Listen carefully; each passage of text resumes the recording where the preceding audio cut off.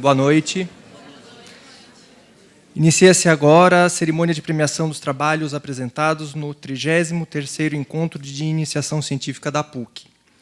Agradecemos a presença de todos e todas que prestigiam este momento de comemoração da nossa universidade.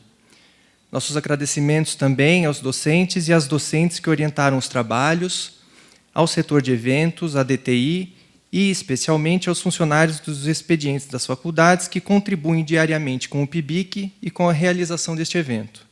Parabéns a todos e todas. Gostaria de começar dando um aviso inicial, que a lista de presença está lá no hall e a gente pede para os alunos que não passaram por lá que possam subir para fazer a assinatura. E agora convidamos para compor a nossa mesa de cerimônia da premiação a vice-reitora da PUC de São Paulo, professora doutora Carla Reis Long.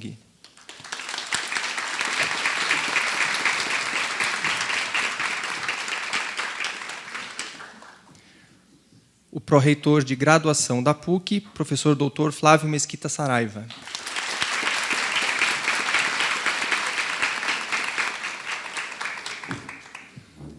A coordenadora institucional do PIBIC, professora Dulce Tourinho Batista.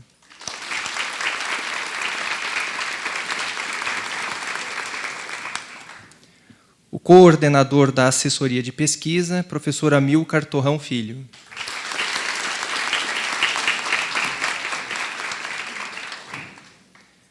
E a professora Dora Kaufmann, palestrante convidada.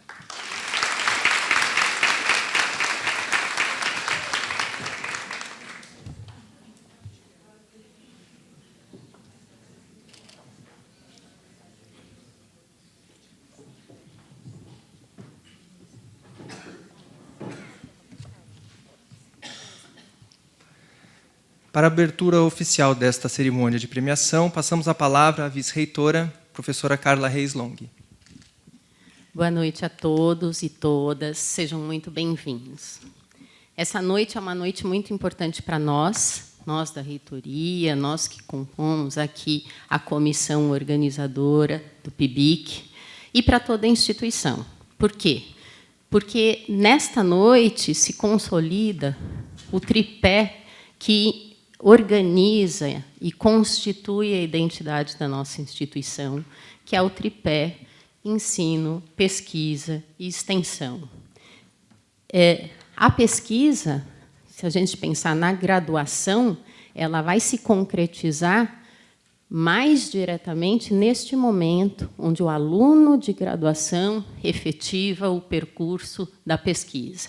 Claro que ela acontece de todos os modos sempre. Ela acontece com a presença do nosso docente, que é um docente sempre pesquisador. Nós temos essa característica e ele leva isso continuamente para a sala de aula, para o dia a dia. Mas a realização, né, ou a constituição do aluno como pesquisador na graduação, nesse primeiro momento, se dá neste percurso de construção de uma pesquisa de iniciação científica. Então, no meu entender, esse é um momento fundamental, precioso, né? O aluno chega neste processo como aluno, e ele finaliza esse processo, nesta noite, como um pesquisador, levando, né, esse conhecimento, esse processo de construção e de reflexão para a sua vida, como pessoa, como profissional e, quiçá, como pesquisador numa atividade acadêmica que continue, né, num mestrado, num doutorado. Então, efetivamente, no nosso entender, é um momento precioso, que se inicia, né, com a conversa entre o aluno e o professor, e um longo processo que é trabalhoso, que é delicado, que exige dedicação, né, de conversas, de construção do objeto, de definição de um percurso teórico, conceitual, de recorte das fontes, de interação fonte-objeto, de construção da escrita e depois de finalização desse processo com a apresentação e hoje de comemoração, de celebração com a premiação. Então, eu quero dizer que, para nós, é muito importante, por isso, começo agradecendo a todos os docentes que participam da vida deste aluno em sala de aula, agradecendo particularmente aos docentes orientadores, né, que cuidadosamente constroem esse percurso, como foi colocado aqui, agradecendo a todos os funcionários que participam desse processo, que não é pequeno, que é longo, que tem todo um trâmite e que garante, né, a efetivação dessa noite. Agradeço particularmente a nossa funcionária Luanda Ferraz, que cuidou de toda esta cerimônia, né, diretamente cuidando do PIBIC. Agradeço aos professores, gestores aqui presentes, professora Dulce, né, coordenadora do PIBIC, professora Milcar, cuidando agora da pesquisa, da assessoria de pesquisa, professor Flávio, nosso pró-reitor de graduação, e muito feliz em lembrá-los, né, que nesta cerimônia a gente inicia ou traz uma modificação, que é a presença de um palestrante, né? Temos aqui a professora Dora Kaufmann, professora da instituição, que fará uma palestra justamente discutindo e refletindo sobre o conhecimento. Então, também agradecemos a sua presença. E queria parabenizar, né, particularmente, todos os alunos que participaram da iniciação científica, todos, e, particularmente, os nossos aqui, né, homenageados, celebrando, então, esta noite. Então, considero, né, essa sessão pública aberta e que seja muito proveitosa. Obrigada.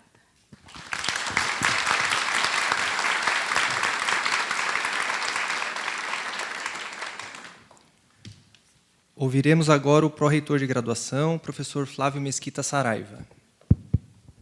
Boa noite a todos e todas. A professora Carla fez uma ótima introdução. Eu vou falar rapidamente e relatar uma experiência. Até o final do ano passado, eu estava na coordenação de curso, coordenação do curso de Economia. Coordenadores e coordenadoras de curso têm uma tarefa árdua hoje, né, porque eles são pessoas assim multitarefas, né? Os coordenadores, coordenadoras, eles lidam com questões ligadas à grade curricular, com questões ligadas à matrícula, com questões, embora ele não trate de questões financeiras, os coordenadores lidam com essa problemática que os alunos trazem. Recentemente, né, de alguns anos para cá, esses coordenadores, coordenadoras também lidam com muitos problemas de saúde mental, embora nem sempre a gente tenha assim, o preparo para lidar, né, que deveria, mas a gente lida.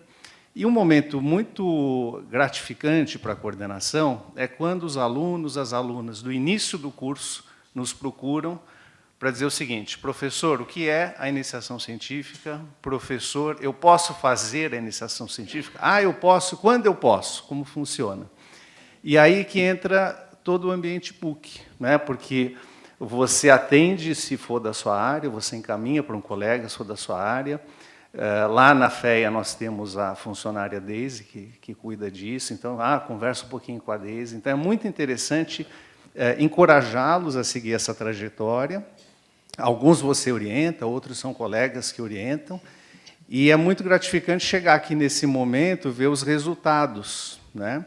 E, além dos resultados, o entusiasmo desses alunos e dessas alunas, né? Motivados por aquilo que fizeram, com planos de continuar, muitas vezes, essa pesquisa num futuro mestrado, doutorado.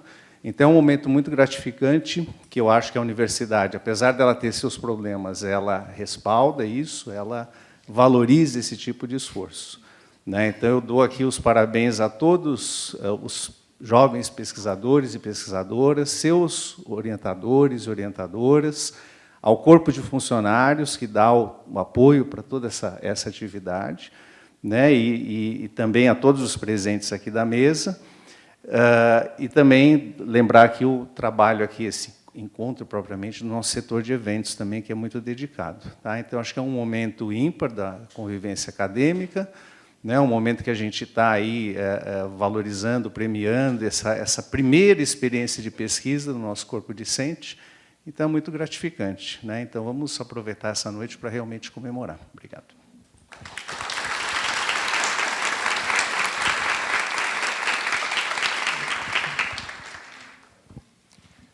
Passamos a palavra para a coordenadora institucional do PIBIC, professora Dulce Tourinho Batista. Boa noite a todos, todas, sejam bem-vindos. Realmente, eu até repito as palavras, porque que vocês já colocaram que esse é um momento festivo da universidade, especialmente para o PIBIC, né, o Programa Institucional de Bolsas de Iniciação Científica, que relacionado a todos os cursos de graduação da PUC, né, envolve toda a PUC. E agradecer praticamente o corpo de funcionários, né, porque o PIBIC é um grande colegiado, né, todos são envolvidos, os diferentes segmentos, né. Então, praticamente, aos professores orientadores, professoras orientadoras, os docentes pareceristas, que dão uma contribuição importantíssima, né, que empurram o aluno para concretizar seus objetivos, aos membros do Comitê Institucional Externo do programa, que também se comprometem com o desenvolvimento dele, né? Assessoria de pesquisa, aqui especialmente a pessoa da Luanda, que vem trabalhando com comprometimento na operacionalização do PIBIC, aos funcionários dos expedientes das faculdades, que, com dedicação, operacionalizam as diversas etapas do programa. Sem eles, o PIBIC não anda, né? Aos eficazes setores da nossa universidade, que oferecem a retaguarda necessária ao PIBIC, como a DTI, o setor de eventos, TV PUC, ou seja, a todos que compõem a equipe colegiada da PUC responsáveis pela organização do PIBIC, envolvendo os cursos de graduação da nossa universidade. É impossível nominar aqui e agradecer a cada um pelo apoio e participação do programa. Então, nosso muito obrigado a todos e todas. Tá? Podemos dar uma salva de palmas para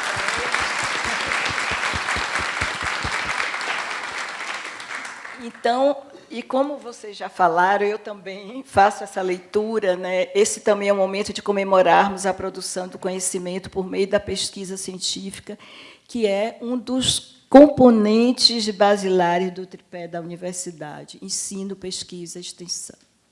Tá? Temos aqui hoje evidenciada a expressiva representação das pesquisas concretizadas pelos nossos estimados alunos e alunas no período de 2023 a 2024. Estamos reconhecendo e prestigiando 568 trabalhos acadêmicos desenvolvidos nos nossos cursos de graduação, e, de forma especial, os 58 que estão aqui premiados, né? Mas todos merecem os nossos parabéns, né? O nosso reconhecimento, né? Mais do que nunca, a gente sabe, né, que o mundo que a gente vive de aceleradas mudanças, nós precisamos ousar e desenvolver na universidade, junto a nossos alunos e alunas, a produção de novos conhecimentos, viabilizados pela pesquisa por meio de um trabalho árduo, com desenvolvimento de espírito crítico e investigativo. A pesquisa se faz necessária frente aos impactos sociais advindos das transformações decorrente das aceleradas inovações tecnológicas que invadem sorrateiramente o nosso cotidiano, com destaque para a inteligência artificial. Esse caminho é vital para que não venhamos a perder a nossa condição de sermos sujeitos das nossas próprias vidas. Novos enfrentamentos a serviço da sociedade só se darão resgatando-se o que é público, na construção de um outro mundo possível e que correlacione forças no sentido da busca dos direitos humanos, que se faz mais do que nunca necessária para que possamos assegurar o desafio proposto por Hannah Arendt, o de direito a ter direitos. na incerteza em que vivemos no momento, temos exemplos que caminham nessa direção. Um deles é o Papa Francisco, que, na sua sabedoria, disse aos jovens brasileiros, por ocasião da sua visita ao Rio: sejam revolucionários. Vivemos em uma guerra mundial em pedaços.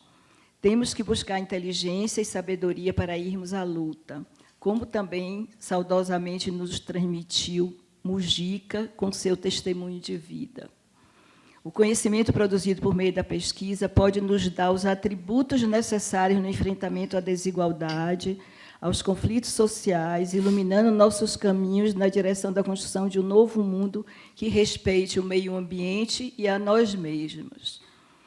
Optar por esse caminho não está recusando aceitar novas inovações, tecnologias, mas sim garantir a possibilidade de nos tornarmos os mestres e não só os seguidores passivos. Continuemos na luta, em busca de uma sociedade mais justa e mais humana. E a pesquisa é um desses caminhos. Tá? Muito obrigada.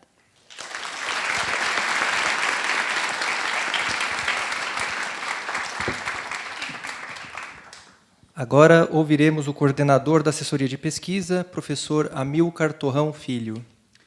Boa noite a todos, obrigado pela presença de todos. Boa noite aos integrantes da mesa, vice-reitora, doutora Carla Long, ao pró-reitor de graduação, doutor Flávio Saraiva, a coordenadora institucional do PIBIC, doutora Dulce Tourinho, e a nossa palestrante, doutora Dora Kaufmann, e a todos os presentes, estudantes, familiares e amigos.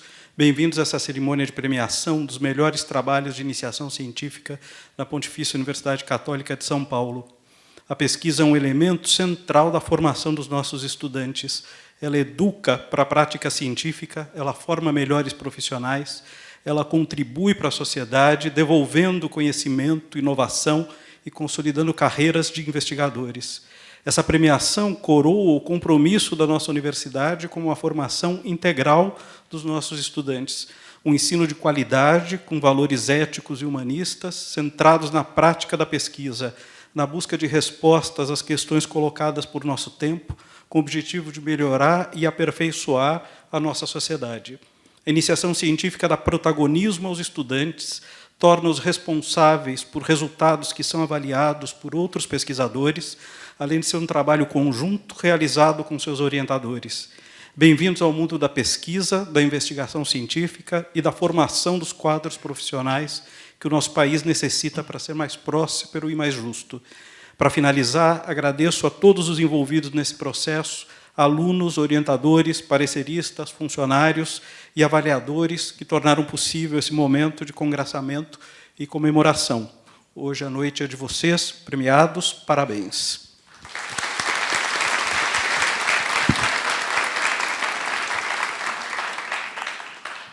Neste momento, convidamos para fazer uso da palavra a professora Dora Kaufmann, que irá refletir sobre a relevância da produção do conhecimento frente à inteligência artificial. Dora é professora da Faculdade de Ciências Exatas e Tecnologia da PUC, tendo como uma das suas áreas de atuação os impactos sociais e éticos da inteligência artificial. É autora de várias obras, dentre elas A Inteligência Artificial Irá Suplantar a Inteligência Humana e Desmistificando a Inteligência Artificial. Bom, boa noite a todos. Sinceramente, é uma honra eu ter sido convidada. Eu entrei relativamente há pouco tempo, em 2020, como professora na PUC. Eu fiz a graduação, aliás, de Engenharia de Economia na PUC do Rio. Então, de uma certa forma, sempre estive na PUC. E eu sou uma admiradora do conhecimento. Para mim, é o que me motiva. E há 9 anos atrás, eu não me lembro porquê, eu pensei um dia que a inteligência artificial ia mudar o mundo, e eu comecei, assim, é o que eu vivo, é o que eu falo, é o que eu escrevo, é o que eu penso, é o que eu dou aula, é o que eu faço palestra, em suma. E não é por nenhuma... Eu não tenho uma meta de onde eu vou chegar, não, é porque, de fato, me interessa profundamente. Aliás, eu acho que uma das legitimidades da pesquisa, eu sempre falo para os meus orientandos, escolher um tema que tem a ver, que você tenha, de fato, legítimo interesse, porque aí você tudo que sai sobre inteligência artificial, eu quero ler, eu quero saber, eu quero entender. E quando eu fiz a minha opção, né, como eu falei, há 9 anos atrás, o meu campo de pesquisa é eu sou, na verdade, do TID, né, dentro da faculdade, mas eu faço parte do TID, do programa do TID. Então, a minha expectativa, o meu olhar é na área de ciências humanas sociais. Mas eu fiz, aproveitando que eu fiz engenharia em 1843, mais ou menos, é tão longe, que é uma engenharia que não tem nada a ver com a engenharia de hoje, mas me sobrou o raciocínio lógico, digamos assim, eu tomei a decisão de estudar também a tecnologia, né? Então, eu tenho um mentor nos Estados Unidos, que é cientista da computação e inteligência artificial, com quem eu vou me atuar. Eu não sou capaz de desenvolver um sistema de inteligência artificial, mas eu tento o máximo possível entender a lógica. E eu acho isso muito importante. Eu acho que a área, infelizmente, nós herdamos da economia industrial, nós aqui no Brasil, no mundo inteiro, essa segmentação dentro da universidade. E isso, os tempos atuais, a complexidade do mundo, a multidisciplinaridade que requer para entender a inteligência artificial, vai contra essa segmentação. Então, a área de humanas tem uma resistência sobre a tecnologia, e a área de tecnologia, em geral, o critério de eficiência não leva em conta, em geral, né, tem sempre exceções, as questões éticas, impactos sociais, em suma, uma série de questões que interessam à sociedade. Então, eu tento transitar nesses dois meios. E, para mim, é a primeira vez que eu falo sobre isso sentada, né, sempre em pé, e sempre tem uma projeção para ajudar o entendimento, que eu acho que a imagem ajuda, né? Mas a organização estava preocupada que tivesse muita gente atrás, não ia ver. Bom, então eu vou me esforçar. Para mim, a inteligência artificial não é uma mera tecnologia, né? Eu acho que é um equívoco tratá-la como mais uma tecnologia. Ela, de fato, é uma tecnologia digital, mas ela é distinta das demais tecnologias digitais, que é a única tecnologia digital considerada de propósito geral. O que é uma tecnologia de propósito geral? É uma tecnologia que muda a lógica de funcionamento da sociedade e da economia. Então, as 3 últimas tecnologias de propósito geral, consideradas como tal, foi o carvão, que iniciou a Revolução Industrial no século XVIII, depois a eletricidade, que foi a segunda fase da Revolução Industrial, depois a computação, e tem fortes indícios que a tecnologia de propósito geral mais importante do século XXI é a inteligência artificial. Então, ela está mudando a forma de funcionamento do mundo, né? E nos atinge de todas as formas. Muitas pessoas em geral, né? Não estou falando vocês que são um público, um pessoal qualificado, mas, em geral, as pessoas nem têm conhecimento de que, há muito tempo, a inteligência artificial já media a nossa sociabilidade, a nossa comunicação. A base dos modelos de negócios, dessas plataformas e aplicativos que a gente usa, que facilita a nossa vida no cotidiano, é baseado em extrair informações de grandes volumes de dados, consequentemente usando a técnica de inteligência artificial. Mas, evidente, eu não vou nem perguntar quem aqui já usou o ChatGPT ou qualquer outro similar, que deve ser a maioria aqui. E, claro, que o advento do ChatGPT, em novembro de 2022, mudou essa relação, deu uma visibilidade para a inteligência artificial, porque, pela primeira vez, tem um sistema que a gente tem uma interação através da linguagem, né, que é o meio de comunicação dos seres humanos. Então, isso criou um encantamento muito grande. Mas também queria... eu tenho uma coluna na Época Negócios, desde 2019, que eu só escrevo... Aliás, eu só escrevo sobre inteligência artificial, eu só falo... Eu comento que a minha família foi criada para ter opinião sobre tudo. De fato, eu tenho opinião sobre tudo. Pode ser bobagem, mas eu tenho opinião sobre tudo. Mas eu só falo privadamente sobre todo o resto. Publicamente, eu só falo sobre inteligência artificial. Então, eu também sou atualmente também colaboradora do Globo e do Valor Econômico, porque eu acho importante essa relação da universidade com a sociedade. Eu acho que você trazer as discussões que a gente está tendo na universidade para a sociedade, uma linguagem que a sociedade consiga entender, eu considero, para mim, uma missão. Então, eu já escrevi tudo isso que eu estou falando, eu já escrevi em algum momento, porque, imagina, desde 2019 só escrevo sobre isso, mas uma questão assim, importante é a gente pensar como é que a gente lida com essa tecnologia, né? O que quer dizer que ela está transformando a nossa vida? O que quer dizer? Como é que ela faz isso, né? Então, aí tem é sempre difícil falar em pouco tempo sobre a inteligência artificial, exatamente por ela não ser uma tecnologia, porque cada domínio de aplicação tem as suas especificidades, né? Isso é um desafio muito grande, por exemplo, quando a gente está falando sobre regulamentação. Eu acompanho, fui especialista convidado em todo o processo da Câmara, no Senado, em relação à inteligência artificial, à regulamentação aqui no Brasil. Também participei de fórum de discussão na Europa sobre o processo europeu. E sempre é um grande desafio. Eu sou a favor da regulamentação, porque também não tem nada específico sobre a inteligência artificial, né? A gente vive num ambiente regulado, né? Tudo que você não lança um brinquedo, um remédio, um carro, nada, um equipamento médico que não passe por um sistema de regulamentação. Então, o espanto não é regular a inteligência artificial, é o contrário, como uma tecnologia tão importante que está impactando tanto o mundo, não ser regulamentada. Mas isso não quer dizer que é fácil regulamentar. A Europa, não sei se vocês têm familiaridade com essas visões, né? A natureza da parte como funciona a justiça, né? Tem dois grandes, que é o Civil Law e o Common Law, né? Na Europa, que é o nosso modelo também, é o Civil Law que regulamenta tudo, que é diferente dos Estados Unidos, que é o modelo do Common Law, que grande parte, como a gente vê nos filmes de julgamento, tem uma parte importante da jurisprudência, através de decisões anteriores de juiz, vai se formando precedentes que vão orientando novas decisões dos juízes. Então, o que acontece é que a Europa é o único lugar hoje no Ocidente que tem uma regulamentação de inteligência artificial, que entrou em vigência em agosto do ano passado, mas, na tentativa de abarcar todas as possibilidades, em todos os domínios, acabou criando um arcabouço extremamente complexo. Só para vocês terem ideia, antes de entrar nos artigos, só de considerações iniciais, tem 280 considerações iniciais. Então, ficou a pergunta como é que implementa algo tão complexo e, mais ainda, como é que você fiscaliza, que não adianta nada você ter uma lei se você não tem instrumentos de fiscalização.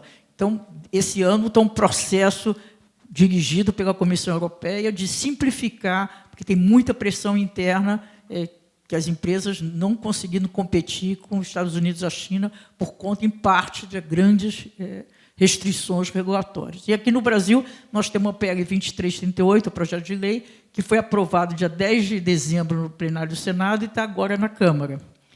Então, tem várias questões envolvendo a inteligência artificial. Mas, bom, entrando no âmbito da universidade, claro, isso é uma tecnologia que está impactando, que está mudando a forma de funcionamento do mundo, é evidente que tem impacto direto na produção de conhecimento, na parte do ensino, da aprendizagem, de todas as atividades nossas. E aí tem inúmeras contribuições positivas, que eu tenho certeza que grande parte vocês já usam, né, que eu não preciso repetir. Eu acho que não vim aqui para falar como aplicar, como usar essas soluções de inteligência artificial, principalmente de IA generativa, que nós temos, né? Então, editar, fazer resumo, fazer pesquisa, em suma, criar... Eu me lembro que o ChatGPT foi lançado em novembro de 2022. Né? Em março de 2023, foi feita uma pesquisa da Wharton Foundation, no ensino básico de todos os Estados Unidos, e constataram como que estavam usando o ChatGPT. E constataram que os professores estavam usando, foi uma surpresa, né, que muito mais os professores do que os alunos. Então, de fato, eu acho até que eu tenho dito isso e defendo mesmo que os professores deveriam dizer para os seus alunos que estão usando. Eu acho que essa transparência ia ajudar muito, porque os alunos estão usando também sem dizer para os professores. Todos nós sabemos disso. Então, eu acho que esse ambiente com transparência por parte da iniciativa do professor, eu acho que ajuda muito, né? E de que se trata? Quais são os desafios que estão colocados? Os desafios é que nós temos que buscar novas premissas, novas regras, né? Eu trouxe até, mas tem um quadro, mas como não vou poder colocar, mas tem um estudo das 10 principais universidades consideradas no mundo, né? Eu posso até ler aqui, bom, depois eu leio, mas das 10 principais, todas elas já fizeram, pelo menos essas 10, já têm um roteiro, não um roteiro, de fato uma governança, né? Como usar dentro da universidade.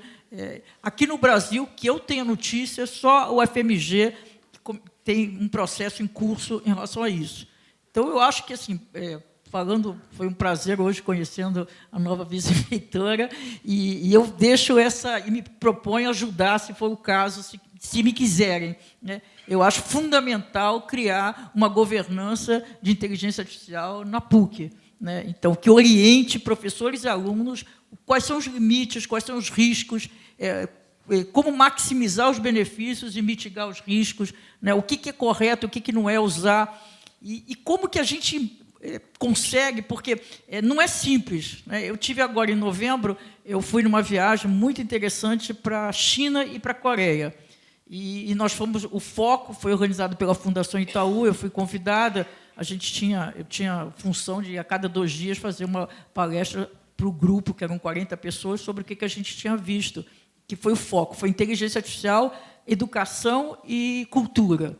Mas foi muito fortemente em educação. Nós visitamos várias escolas e claro, numa visita, eu estou falando assim, é uma opinião muito superficial, né? Precisaria ficar lá e pesquisar e tudo, mas, assim, rapidamente, assim, a primeira impressão do grupo é que eles estão usando fortemente a tecnologia embarcada, inclusive a inteligência artificial. Então, você vai lá, o LOSA, né, que chama aqui, agora não chama mais, o quadro, é impressionante. Então, tem inteligência artificial, o professor está falando, já está fazendo pesquisa na internet, já aparece no quadro, já resume, já manda para todos os alunos aquele resumo. O professor faz uma casinha assim, já transforma numa casa de 3D. É um negócio que fica assim, uau! Mas o que nos chamou a atenção é que a metodologia de aprendizagem pareceu a mesma. Então, é um negócio assim, não adianta você trazer tecnologia sofisticada para a sala de aula, muitas escolas básicas, do ensino básico, mesmo da universidade, quando se fala em tecnologia, a primeira impressão, bom, temos que ter um equipamento incrível, mas essa não é a maneira de incorporar essa tecnologia sofisticada, essa tecnologia nova no ensino e na aprendizagem. É muito pelo contrário, nós temos que buscar novas tecnologias, novas metodologias. E, principalmente, para mim, a grande contribuição da inteligência artificial na educação é a aprendizagem personalizada. Todos nós sabemos que nós não aprendemos da mesma forma, cada um de nós aprende de uma maneira diferente. E o ensino, quando eu voltei para a universidade, 30 e poucos anos depois, porque eu fiz mestrado, doutorado, tudo rapidinho, 13 anos, 2 pós-doc, tudo concentrado, mas quando eu voltei, eu me assustei com o fato de que praticamente era a mesma coisa. Continuava o professor escrevendo lá, quando eu fui fazer mestrado, inclusive aqui na PUC, no COS. E eu acho que o que precisa, quer dizer, eu tenho alguns alunos, e tenho alguns orientandos muito ligados à educação, pessoas que estão há 20 anos mais na educação. Numa pesquisa rápida que a gente fez, que também não estou dizendo que é definitivo, muito pelo contrário, nós não encontramos nenhuma plataforma aqui no Brasil que, de fato, entregue a aprendizagem personalizada, mas isso é uma grande contribuição. Então, nós temos muitos desafios, né? Lidar com essa tecnologia não é fácil, mas nós não temos outra opção. Para mim, todo cidadão do século XXI tem que ter familiaridade com essa tecnologia. Eu faço uma analogia que não é boa, mas com carro. Eu acredito que grande parte das pessoas aqui sabem dirigir, mas, pelo menos, eu não sei nem fazer um carro, nem consertar um carro. Mas a gente sabe a lógica de funcionamento do carro. Então, é nesse sentido que a gente precisa saber a lógica de funcionamento. A gente tem que saber, por exemplo, que praticamente todas as soluções que a gente lida hoje têm uma única técnica por trás, né? Praticamente a maior parte das implementações, que chama-se redes neurais profundas, em inglês Deep Learning. Essa técnica é um modelo estatístico de probabilidade. Então, como é que ela funciona? Primeiro, ela tem o que se chama variável intrínseca de incerteza. É sempre uma probabilidade, né? É muito diferente. Nós estamos... Uma das grandes modificações hoje na sociedade, quando eu falo assim que está mudando a maneira de funcionamento da sociedade, uma das grandes transições, um dos grandes shifts, na minha opinião, eu acho que o principal é que nós estamos nós estamos migrando de um mundo de máquinas programadas, máquinas determinísticas, para probabilísticas, exatamente porque os modelos de inteligência artificial são probabilísticos, né? Então, quando a gente está lidando com sistemas determinísticos programados, é muito diferente. Primeiro que você programou, se o programador fizer tudo certo, ele vai entregar ad infinitum a mesma coisa. Então, quando você faz o que se chama no direito, você faz análise de compliance, né, se está de acordo com a ética, com as regras, com as leis, ela vai continuar. Você só precisa fazer essa verificação, não é partida. E depois você não precisa se preocupar. Quando a gente está falando de máquinas e sistemas habilitados por inteligência artificial, não é assim que funciona. Primeiro, porque é uma probabilidade. Depois, porque a matéria-prima são os dados. E cada vez que os dados, o sistema vai rodando e vão entrando novos dados. Cada vez que entram novos dados, modifica o sistema. Então, você tem que fazer a identificação e monitoramento de risco é absolutamente distinto e muito mais complicado do que de sistemas determinísticos, sistemas programados, né? Então, essa é uma grande mudança. Então, tudo isso nós precisamos nos capacitar, né? Então, se a gente fala, por exemplo... o que significa... vou dar um exemplo. Eu estou falando de ChatGPT, mas serve para todas essas soluções de IA generativa, né? Porque o ChatGPT... Quem aqui já experimentou o ChatGPT? Vai ser a maioria. Então, é o popularzão. As pesquisas...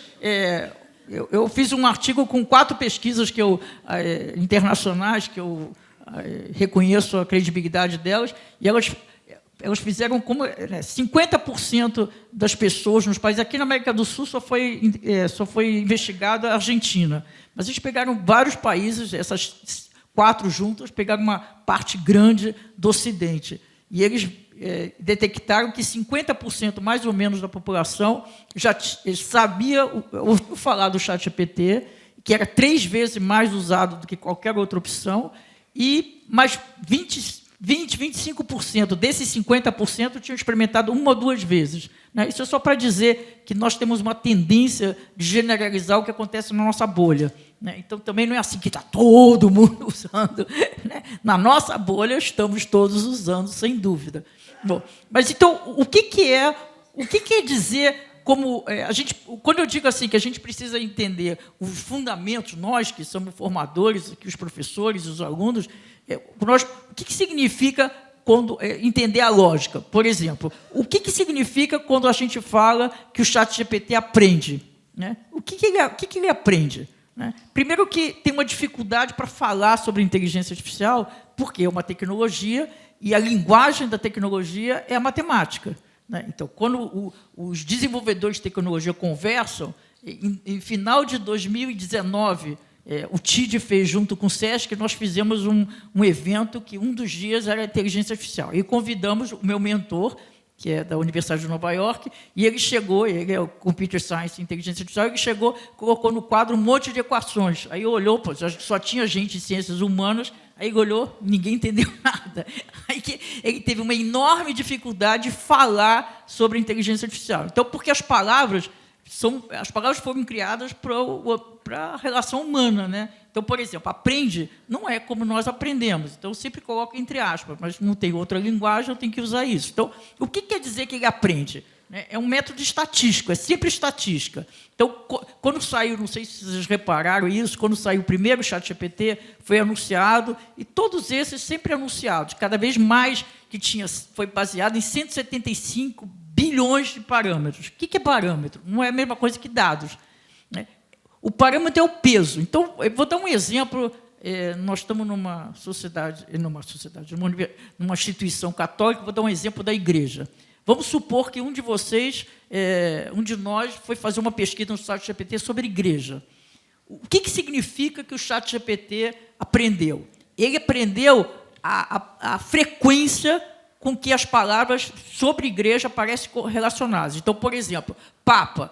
Papa é um termo, uma palavra que aparece frequentemente em artigos, textos, nesse conjunto extraordinário de dados na internet ligado à igreja.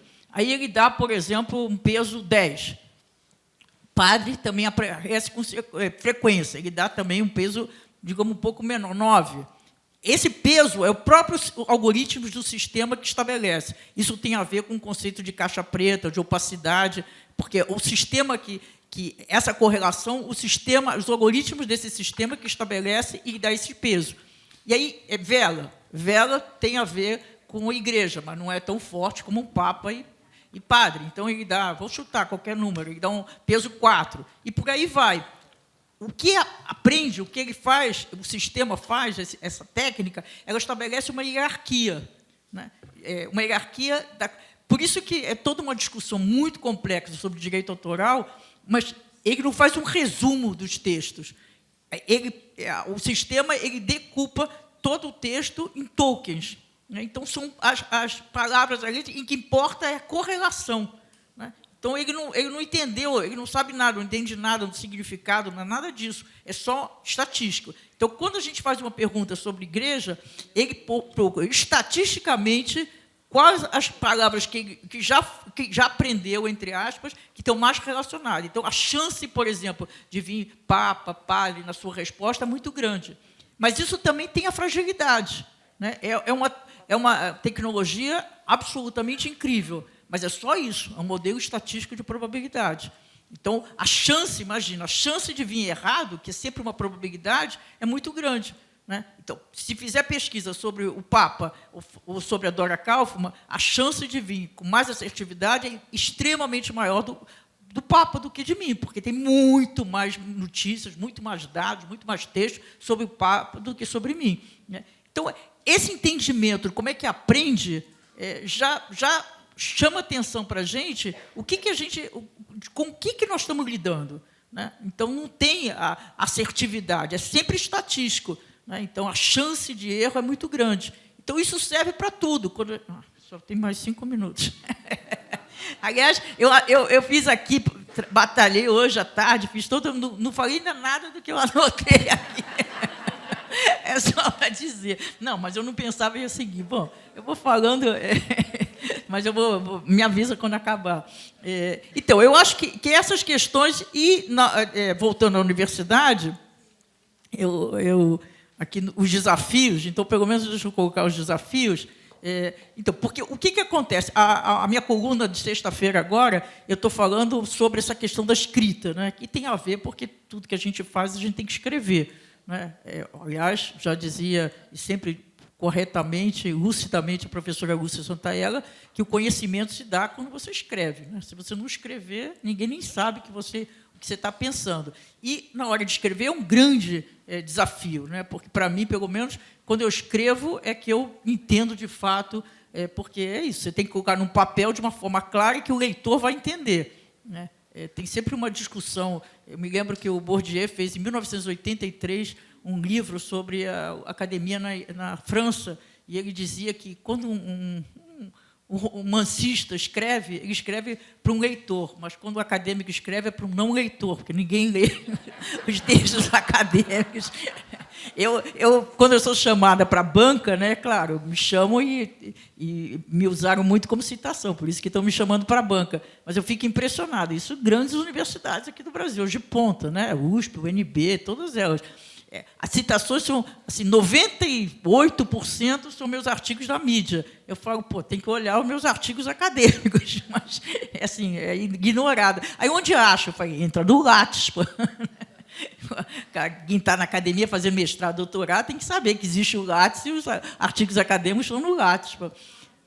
Bom, então, esse artigo da sexta-feira é sobre essa questão da escrita, né, que é isso.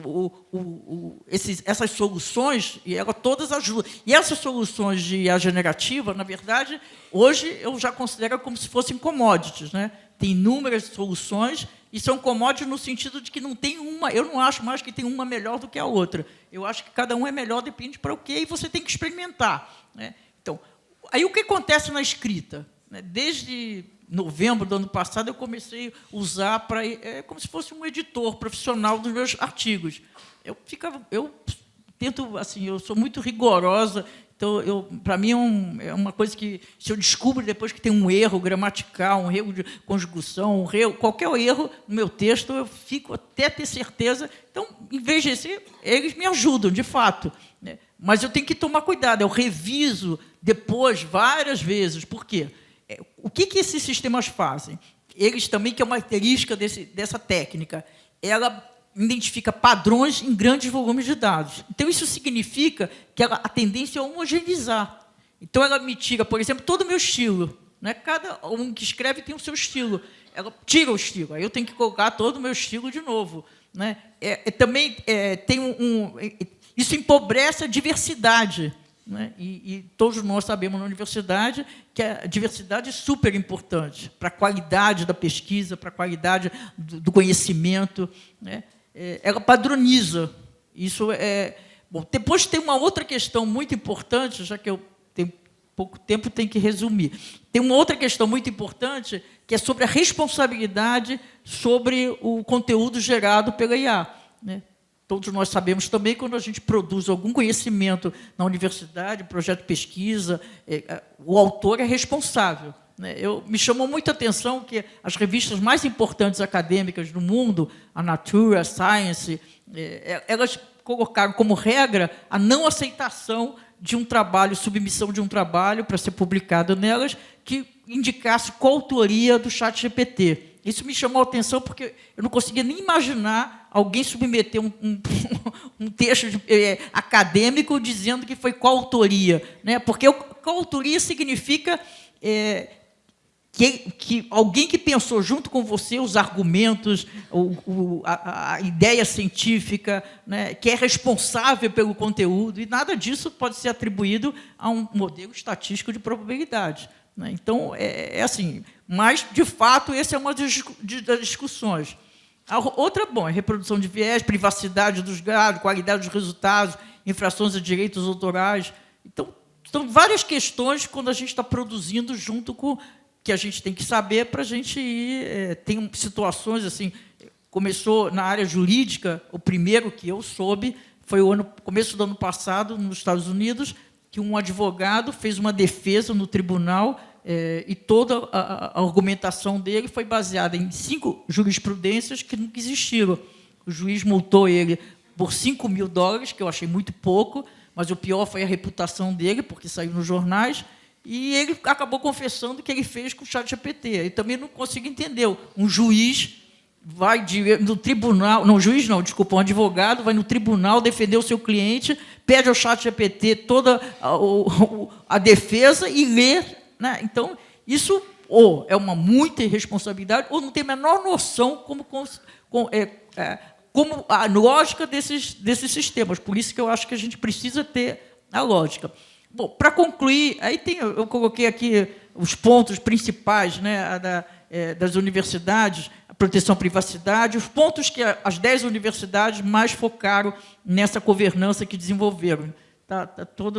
Tem aqui todo o acesso a esses documentos. A proteção à privacidade, necessidade de supervisão, necessidade de transparência e penalidade, né? Então, a maior parte delas, segundo, ao menos de Harvard, todas elas consideraram a punição a mesma coisa de fazer plágio, da mesma forma, né? Então, eu queria só concluir, que também porque a gente está numa instituição católica, a Igreja tem... Essa tecnologia ela é tão importante, ela está mudando, como eu disse no início, a lógica de funcionamento do mundo, e a Igreja não podia estar fora desse assunto, né? Então, o novo padre... o novo Papa já falou sobre a inteligência artificial no seu primeiro discurso, e o Papa Francisco falou diversas vezes. esqueci como que chama, mas o pronunciamento, digamos assim, para o ano novo de 2023, foi do Papa Francisco, foi absolutamente sobre inteligência artificial, do começo ao fim. Eu, na minha coluna de dezembro de 2022, não, foi final de 2023 para 2024, desculpa, foi final de 2023 para 2024. Foi como é que chama? A mensagem, isso. Esqueci um nome tão básico. Obrigada. A mensagem do Ano Novo foi absolutamente sobre inteligência artificial. Então, na minha coluna de dezembro de 2023, eu comecei a fazer um resumo sobre a mensagem do Papa. Eu achei tão incrível, tão absolutamente, eu concordava com tudo, que aí eu pedi permissão para a editora para publicar na íntegra, porque não faz sentido ficar resumindo. E, de fato, muitas vezes, tem vários documentos, vários pronunciamentos ao longo de 2024, já no final, nos últimos pronunciamentos, últimas participações, quando participou da reunião do G7, todo o tempo, em todos esses momentos, o Papa Francisco falou sobre a inteligência artificial, tanto do ponto de vista das grandes contribuições para a humanidade, quanto dos grandes danos que podem causar, e inclusive sobre o meio ambiente, né, que é outra questão que eu me dedico a esse assunto. Então, isso para mim, tem algumas situações, algumas manifestações que mostram a importância. Né? A primeira vez que o Papa Francisco falou isso, eu escrevi em algum dos artigos, então, se o Papa está falando, é porque realmente é um tema de importância. Acho que quem achava que não era, tem que mudar, porque até o Papa está preocupado com a inteligência artificial. E, como eu disse, tem vários documentos da Igreja nesse sentido. Aí, também, para terminar, há 6 anos atrás, não, esse é o 6º ano, o professor Daniel, que está ali, e eu pensamos que a gente tinha que ter alguma iniciativa para incentivar a produção de conhecimento de projetos de inteligência artificial dentro da PUC. Então, nós criamos o Congresso Interno da PUC, o Congresso de Inteligência Artificial da PUC São Paulo. E esse vai ser o 6º ano. E tem 11 categorias, né? Então, IA e Direito, IA, possibilitar para qualquer interesse que seja de todos vocês, professores, só pode submeter trabalho professor ou aluno da PUC. E em todas as categorias, inclusive temos uma categoria para iniciação científica. Né? Então, aí há 2 anos atrás veio estar junto conosco a PUC de Campinas, e esse ano está entrando também a PUC do Rio de Janeiro. A PUC do Rio de Janeiro criou um centro de pesquisa em inteligência artificial. Vão construir um prédio dentro do campus da PUC, tem 35 milhões, que foi doado por uma pessoa que criou uma fundação, e eles vão construir um prédio, e já começa agora, em agosto, inclusive, o primeiro curso de inteligência artificial na PUC do Rio. Então, eles também vão participar da nossa... Então, esse congresso ele é financiado pelo Google. Eu sei que já passei o tempo, não vou nem olhar para vocês. Mas eu só vou terminar de fazer o nosso comercial, né, Daniel? O nosso comercial. Ele é patrocinado pelo Google, desde a primeira edição. Né? E o Google, hoje eu tive um almoço no Google falando sobre o congresso desse ano. É impressionante mesmo. Eles não exigem nada, apenas que o congresso se realize. Então, o que a gente faz com esses recursos? A gente financia os melhores trabalhos que são escolhidos por uma comissão científica. Durante 12 meses, eles recebem financiamento, bolsa de pesquisa, e, no congresso seguinte, eles apresentam os resultados. Quer dizer, o que ajudou a eles na pesquisa? Esses recursos do Google. Bom, sempre acontece em novembro, é virtual, é um negócio que, para mim, me chama muita atenção. Para mim, não, para nós, que tem 1.200 views, um assunto, um congresso acadêmico, né? E tem muita participação, fica lá no TID Digital, no YouTube, as pessoas podem ter acesso sempre. E sempre, à tarde, aos 2 dias da tarde, são apresentações dos trabalhos, e, a partir da manhã, nós trazemos sempre, são 2 mesas redondas. 2 delas, pelo menos, a gente traz pessoas muito destacadas no ecossistema de inteligência artificial internacional, que a gente já tem até tradução simultânea, se a pessoa só fala inglês, que, em geral, é assim. E também trazemos grandes... A ideia, nós não fazemos as palestras, nem participamos das mesas redondas, só como mediação. Nós trazemos personalidades importantes do ecossistema para trazer essa discussão. Então, esperamos, é o último apelo do comercial, que a PUC São Paulo nos dê o apoio, porque nós não temos tido muito apoio, para dizer a verdade, para desenvolver, tem que ter uma luta, que vários anos eu falo para o professor Daniel, vou desistir. Aí ele fala, não, vai dar certo.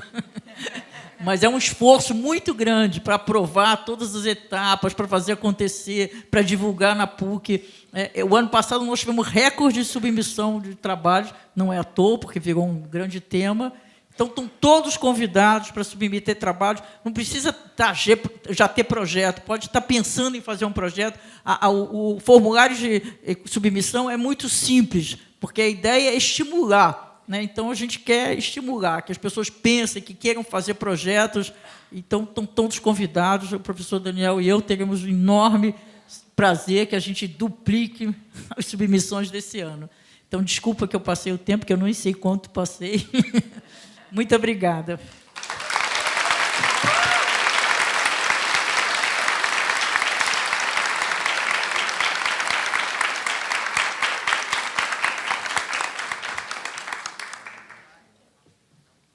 Obrigado, professora Dora. Agradecemos mais uma vez por ter aceitado o nosso convite para participar deste evento.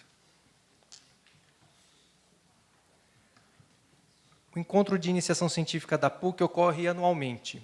A 33ª edição foi realizada no segundo semestre de 2024 e contou com a participação de 568 alunos que realizaram pesquisas entre o segundo semestre de 2023 e o primeiro semestre de 2024. Todos os trabalhos de pesquisa foram avaliados por um comitê institucional composto por docentes integrantes das diversas áreas de conhecimento envolvidas. Os avaliadores ficaram responsáveis por classificarem os trabalhos pontuando os seguintes quesitos: mérito do projeto de pesquisa, relevância acadêmica e social do tema de pesquisa e exposição de pôsteres dos trabalhos das pesquisas realizadas pelos 568 estudantes, seguida de 23 mesas redondas com a apresentação oral das pesquisas desenvolvidas pelos estudantes pesquisadores. As pesquisas apresentadas no 33º Encontro de Iniciação Científica da PUC foram, então, avaliadas pelo Comitê Institucional e Externo do PIBIC, que selecionou os melhores trabalhos premiados hoje nesta cerimônia. O Comitê Institucional do PIBIC cumprimenta os alunos e as alunas de cada curso de nossa universidade, premiados e premiadas como melhor trabalho e menção honrosa. E aproveitamos a ocasião para agradecer ao CNPq e à nossa mantenedora, a Fundação São Paulo, pelo financiamento às bolsas. Antes de dar início à entrega dos certificados, temos um aviso importante.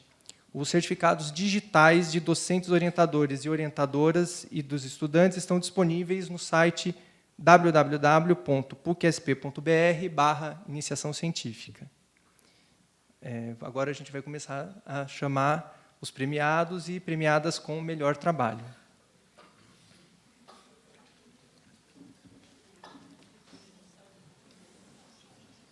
Vamos lá. André Custódio Lara, de Relações Internacionais, orientado pelo Laerte Apolinário Júnior.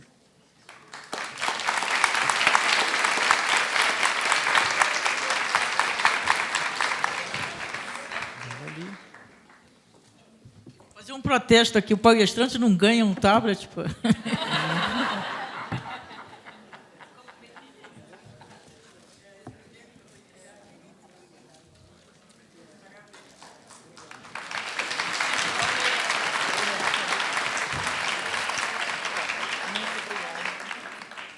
Aparecida Sara Pereira, de Ciências Atuariais, orientada por Amauri de Souza Amaral.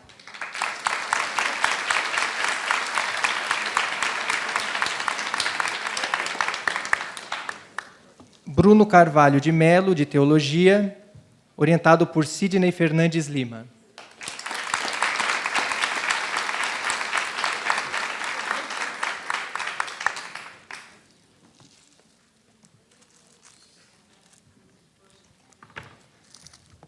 Davi Sotirchos, de Ciências Econômicas, orientado por Leslie Denise Belocchi.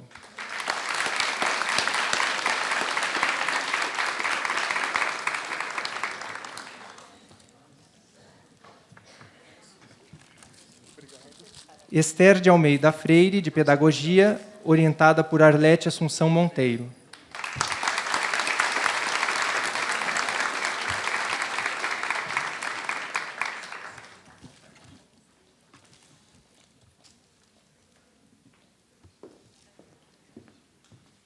Francisco Fernandes Alves da Silva, de Jogos Digitais, orientado por Guilherme Henrique de Oliveira Sestari.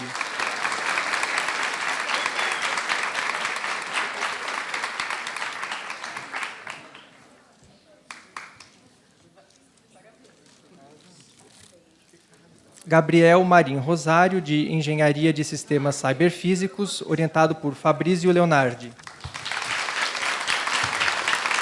Esse eu faço questão de entregar. Pô. O Gabriel fez parte, o ano passado, eu fiz 2 pesquisas. Uma delas foi uma concorrência internacional que eu ganhei e trouxe para a PUC os recursos, que foi da Tide Foundation e do Google Internacional. E o Gabriel foi uma das pessoas que participou do nosso grupo, da nossa equipe, que foi super bem.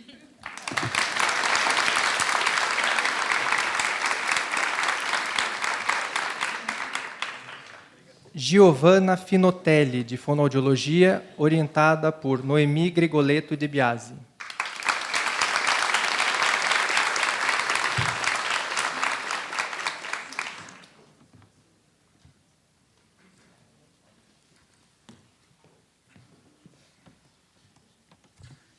Giovanna Leone Romancini, de Direito, orientada por Luiz Manuel Fonseca Pires.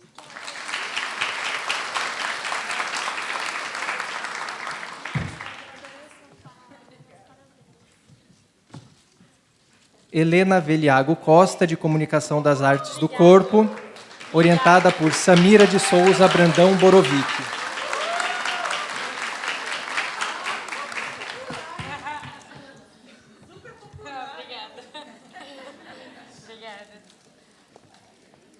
Joyce Cristine Gomes Rocha, de Comunicação Social, Publicidade e Propaganda, orientada por Marlivan Moraes de Alencar. Essa é mais popular ainda, pô.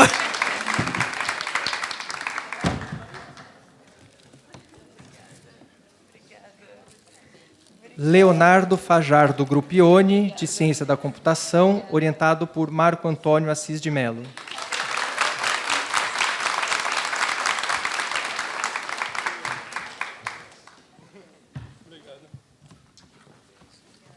Lucas Lopes Amorim, de Ciência de Dados e Inteligência Artificial, orientado por Runei Ribeiro Albuquerque Coelho.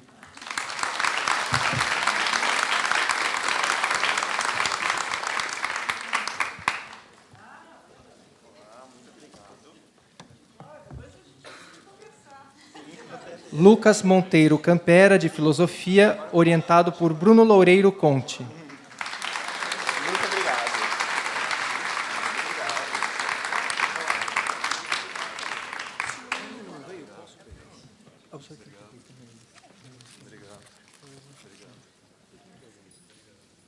Lucas Rodrigues Lopes, de Engenharia de Produção, orientado por Salvador Pinilos Jimenez.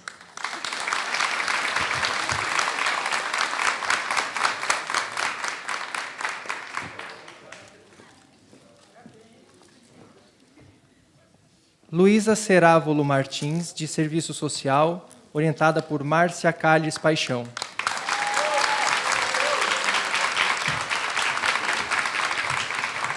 Vocês já repararam que quando é tecnologia é menino, quando é ciências sociais é menina. A gente precisa mudar isso.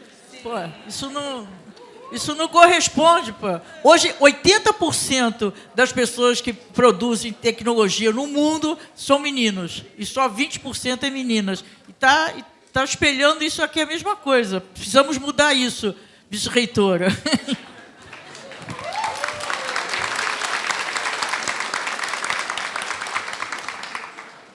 Maria Fernanda Borges Inati, de Ciências Socioambientais, orientada por Rafael de Paula Aguiar Araújo.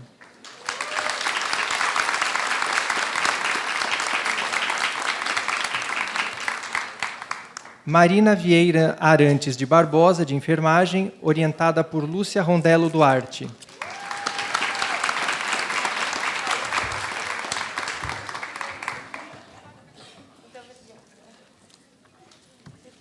Marta Moab Quinzo Saldanha, de Administração, orientada por Elizabeth Julis Carrago.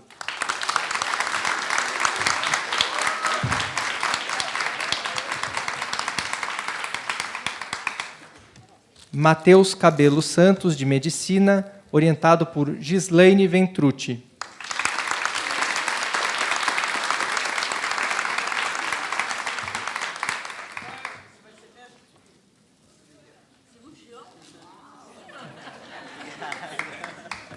Nina de Alencastro Varela, de Comunicação e Multimeios, orientada por Misaki Tanaka.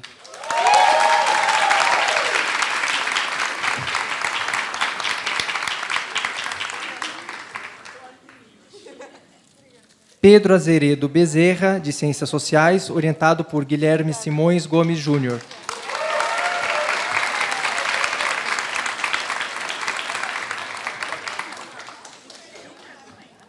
Rafaela Reis Serra, de Jornalismo, orientada por Mauro Luiz Peron.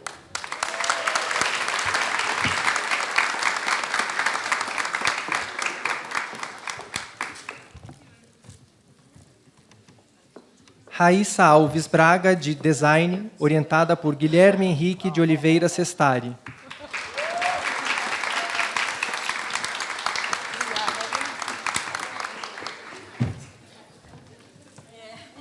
Está me dizendo aqui que a gente faz parte dos 20%.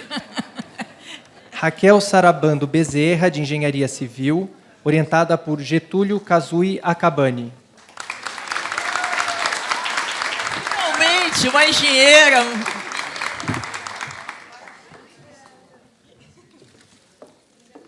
Sara Pereira Benquirani, de Engenharia Biomédica, orientada por Getúlio Kazui Akabani.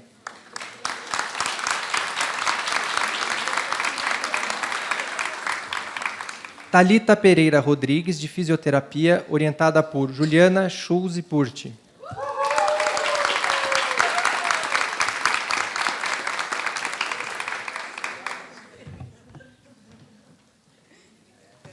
Tereza Gonçalves de Brito, de Psicologia, orientada por Leda Maria Perilo Seixas.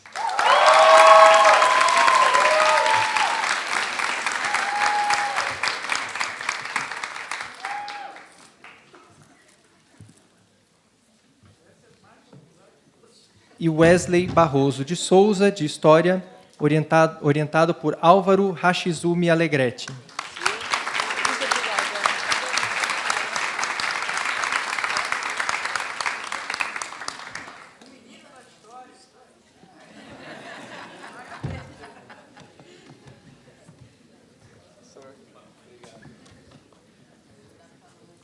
Obrigado, professora.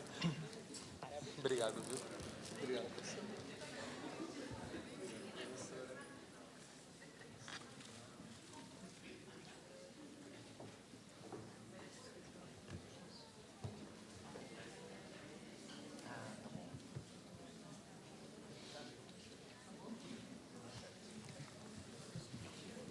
Vamos agora passar à premiação das menções honrosas. Antes de darmos início à apresentação, informamos que haverá sorteio de prêmios para os alunos e alunas que receberam menção honrosa. Mas atenção, os estudantes sorteados e sorteadas deverão estar presentes aqui no auditório para receberem os prêmios. Passaremos a chamar agora estudantes... Se sobrar, vai ser nosso. Pô. Agora, ó, alguém que foi premiado podia abrir e mostrar aí o que ganhou? Eu estou super curiosa, pô. Ah, olha lá, que chique, hein?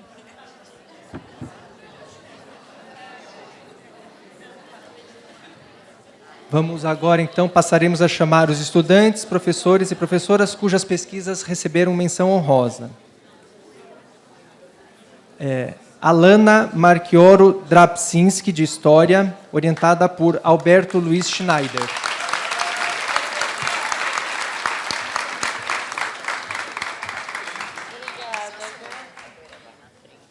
Ana Carolina Bonato Mariano, de Ciências Econômicas, orientada por Camila Kimi Ugino.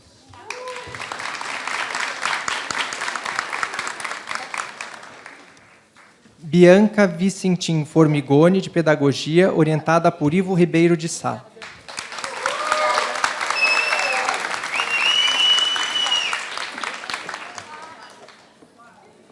Davi de Melo Bonato, de Engenharia de Sistemas Cyberfísicos, orientado por Alexandre Barbosa de Lima. Eduardo Augusto Vieira de Souza, de Enfermagem, orientado por Lúcia Rondello Duarte.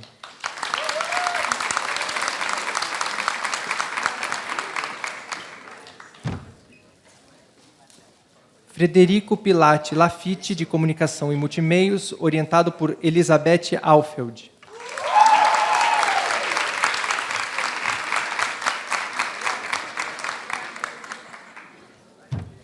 Gabriel Mendes Turi Guimarães, de Jogos Digitais, orientado por Sônia Barbosa Camargo Igliori.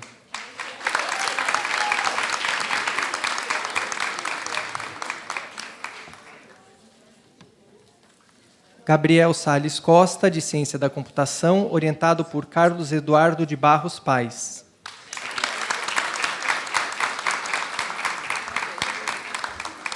Guilherme Martins Gomes, de Engenharia Biomédica, orientado por Sérgio Tadeu Bernatavicius. Jéssica Milena Senra Ferraz, de Engenharia de Produção, orientada por Getúlio Kazui Akabani.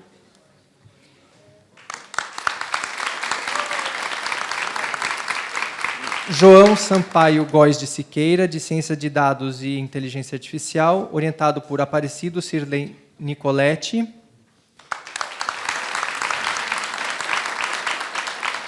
Kelly Rissiung, de Fisioterapia, orientada por Fábio Jorge Renovato França. Larissa Alves de Macedo, de Administração, orientada por João Pinheiro de Barros Neto.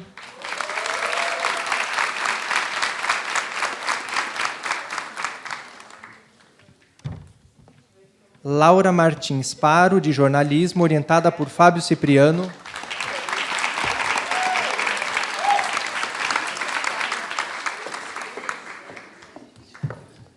Letícia Aparecida Lopes Lima, de Fonoaudiologia, orientada por Noemi Grigoleto de Biasi.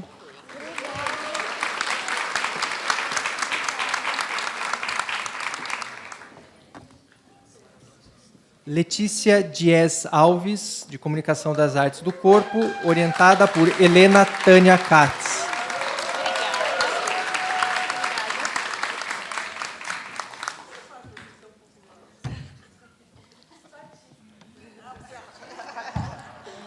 Marcela Araújo de Amorim, de Ciências Socioambientais, orientada por Marijane Vieira Lisboa.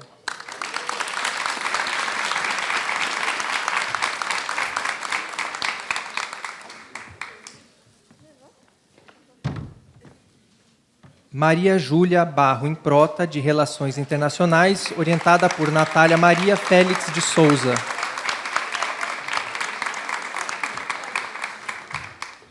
A maioria mulheres, já repararam? Marina de Menezes Ribeiro, de Comunicação Social, Publicidade e Propaganda, orientada por Eduardo Luiz Jacó.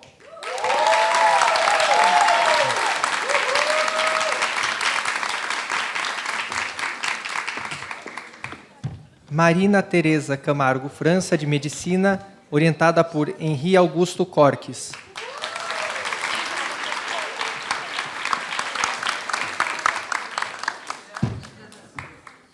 Miguel Alejandro Ibarra Escalante, de Teologia, orientado por Tiago Gurgel do Vale. Nunca dei tantos abraços em tão pouco tempo. E faço uma observação, as moças estão todas tão cheirosas. Você desculpa que eu estou quebrando o protocolo todo. Natália Passaroto, de Design, orientada por Guilherme Henrique de Oliveira Sestari.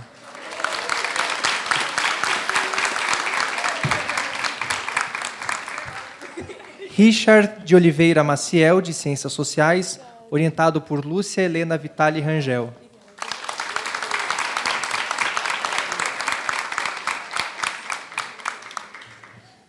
Vanessa Santos de Souza, de Serviço Social, orientada por Elizabeth de Melo Rico.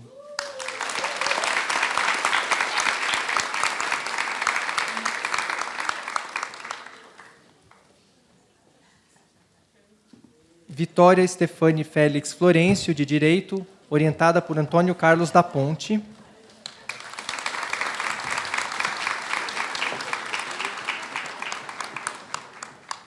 E Vivian Oliveira Herrera Hidalgo, de Psicologia, orientada por Edna Maria Severino Peters Carralho.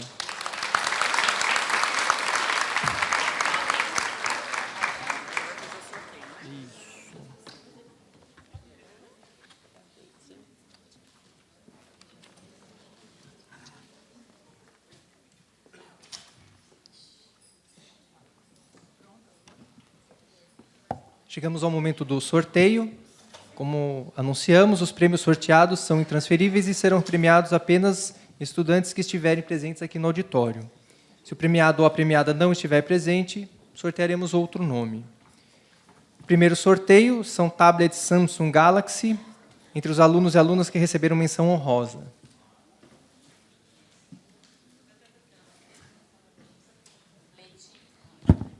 Letícia Aparecida Lopes Lima.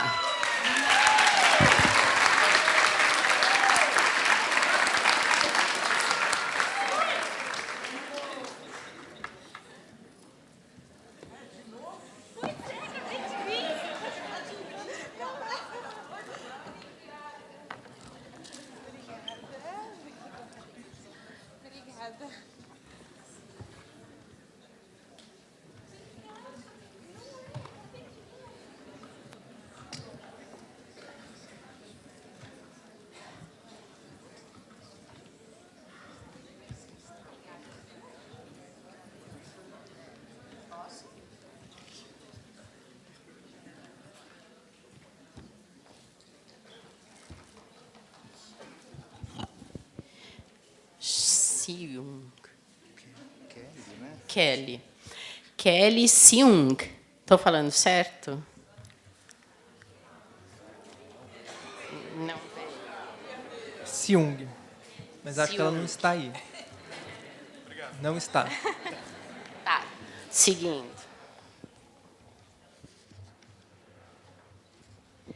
Miguel Alejandro Ibarra Escalante. Também não está. Também não. A mesa está ganhando alguns tablets. Estou brincando. Vamos lá. Jéssica Milena Ferraz. Não. Posso seguir? Isso é armação, hein? Para sobrar para a mesa, hein? Richard de Oliveira Maciel. Também não. Nossa, vamos virar aqui.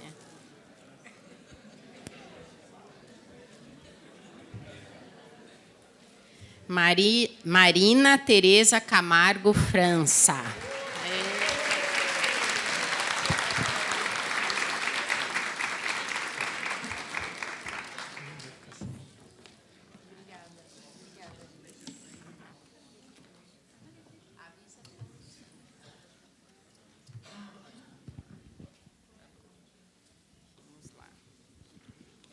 Gabriel Salles Costa. Quando ficou em silêncio, não, né? Também não. Tá. Segue. Letícia Alves.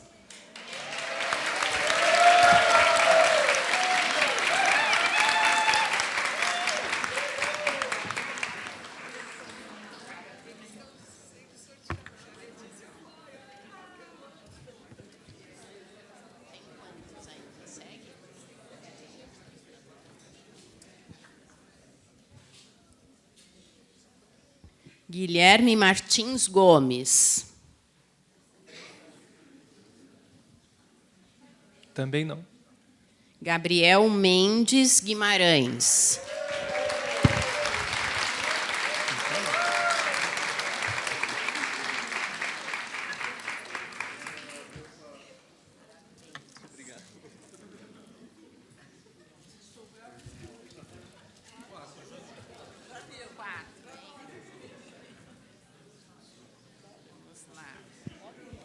Bianca Formigoni.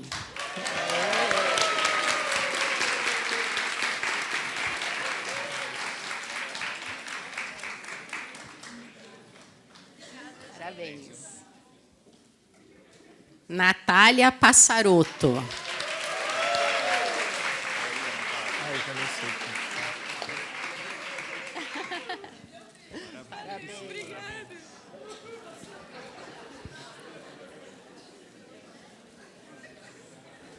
Ana Carolina Bonato Mariano.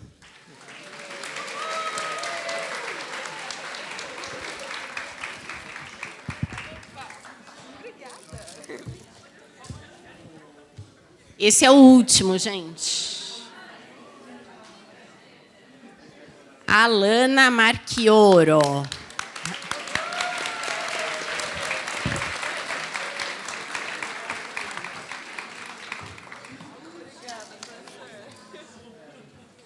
Não sobrou nenhum para a gente.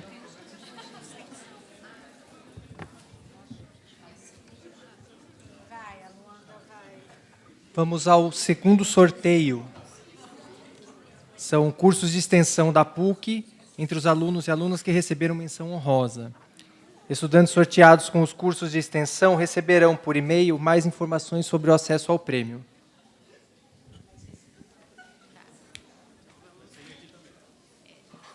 Marina de Menezes Ribeiro.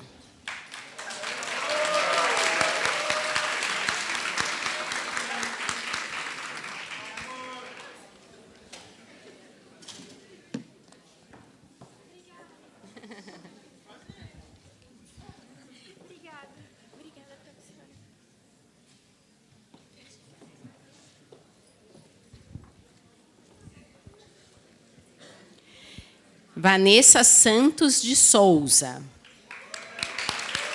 Aí.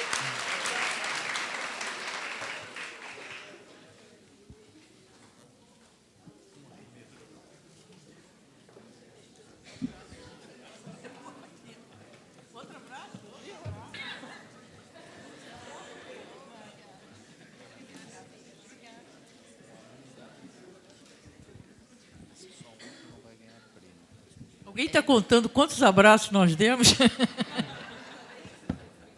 Seguir para o próximo. Marcela Araújo de Amorim.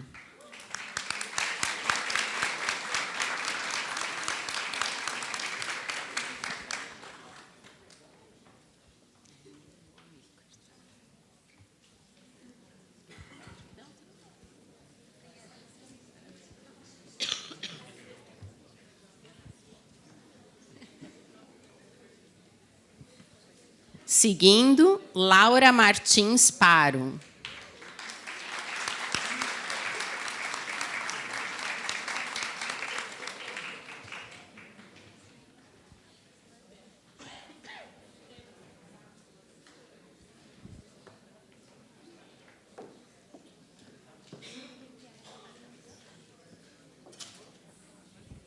Larissa Alves de Macedo.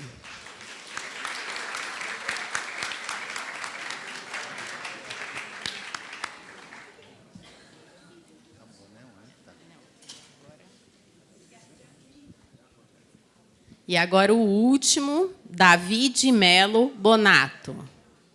Não? Então, mais um.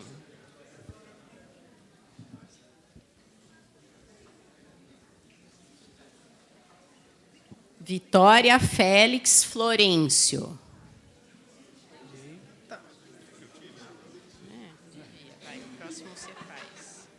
Maria Júlia Barro Improta.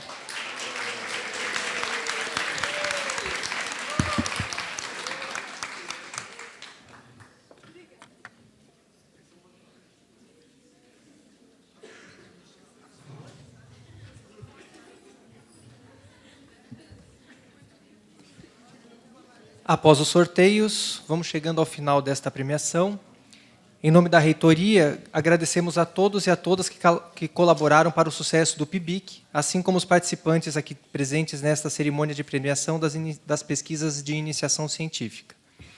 Agradecemos mais uma vez a equipe de funcionárias do PIBIC e, especialmente, aos professores e às professoras que orientaram e avaliaram os trabalhos, docentes fundamentais para a qualidade do programa, bem como aos alunos e às alunas, aos seus familiares e amigos que prestigiaram esta cerimônia. Desejamos, por fim, boa noite.